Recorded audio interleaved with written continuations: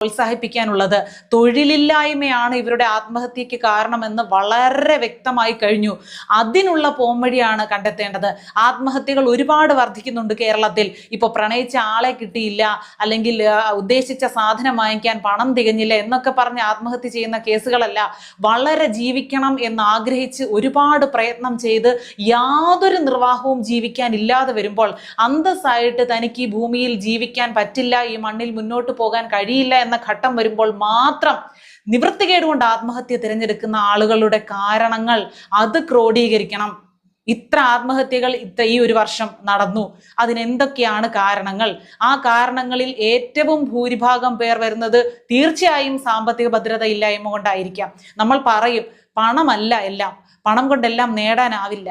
അത് നമുക്ക് പറഞ്ഞു വെക്കാമെന്നേ ഉള്ളൂ. പക്ഷേ നമുക്ക് സാമ്പത്തിക ഭദ്രത ഉണ്ടെങ്കിൽ ജീവിതത്തിലെ 99% പ്രശ്നങ്ങളും പരിഹരിക്കാവുന്ന